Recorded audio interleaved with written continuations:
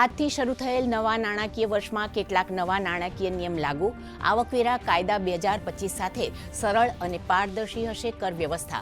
સાથે જ બદલાઈ જશે ડિજિટલ પેમેન્ટ અને બેન્કિંગ સાથે જોડાયેલા નિયમો.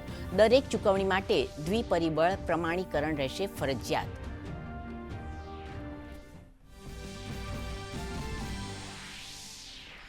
વસ્તી ગણતરીના પહેલા તબક્કાની આજથી શરૂઆત. ભવન સૂચીકરણ અને આવાસની થશે ગણતરી. પહેલીવાર વસ્તી ગણતરીના વિકલ્પ સાથે આ વર્ષે ડિજિટલ થશે સમગ્ર પ્રક્રિયા.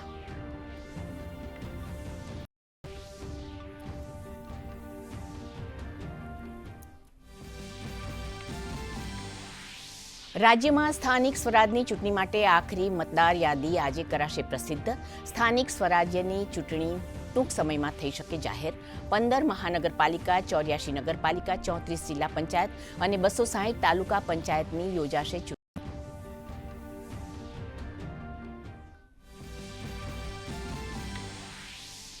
હનુમાન જન્મોત્સવ પૂર્વે કેમ્પ હનુમાન મંદિરથી મુખ્યમંત્રી ભૂપેન્દ્ર પટેલે શોભાયાત્રાનો કરાવ્યો પ્રારંભ.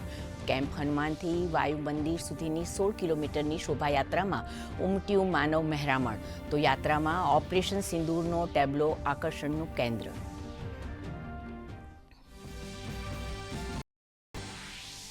રાજ્યમાં પ્રાથમિક શિક્ષણ ક્ષેત્રે કારકિર્દી બનાવવા ઈચ્છતા ઉમેદવારો માટે સારા સમાચાર. ધોરણ 1 થી 5માં ગુજરાતી માધ્યમ માટે 11,000 વિદ્યા સહાયકોની કરાશે સીધી ભરતી. પીટીસીના છેલ્લા વર્ષમાં અભ્યાસ કરતા હોય અને ટેટ 1 પરીક્ષા પાસ કરેલ હોય તે ઉમેદવારો 15 એપ્રિલથી નોંધાવી શકશે ઉમેદવારી. પ્રધાનમંત્રી અને ભાજપાના સ્ટાર પ્રચારક નરેન્દ્ર મોદી આજે અસમમાં કરશે ચૂંટણી પ્રચાર. રાજનાથસિંહની કેરળમાં ચૂંટણી રેલીઓ. તો કોંગ્રેસ, ટીએમસી અને લેફ્ટે પણ પ્રચારમાં ઉતાર્યા પોતાના દિગ્ગજ.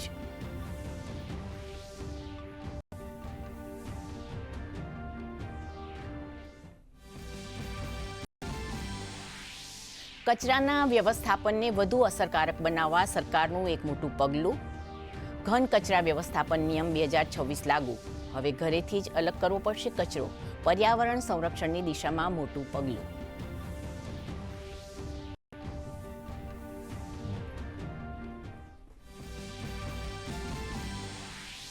નાસા આજે લોન્ચ કરશે આર્ટેમિસ 2 મિશન.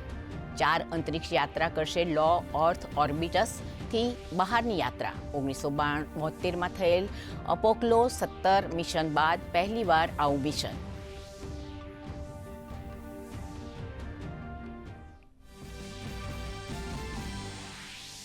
નવા નાણાકીય વર્ષની ધમાકેદાર શરૂઆત. સેન્સેક્સ 2000 પોઈન્ટ ઉછળી 73,900 પર. ટ્રમ્પના નિવેદનથી રોકાણકારોમાં ઉત્સાહ. મિડલ ઇસ્ટમાં તણાવ ઘટતા માર્કેટ ગ્રીન ઝોનમાં. ઓટો અને આઈટી સેક્ટરમાં બમ્પર ખરીદી.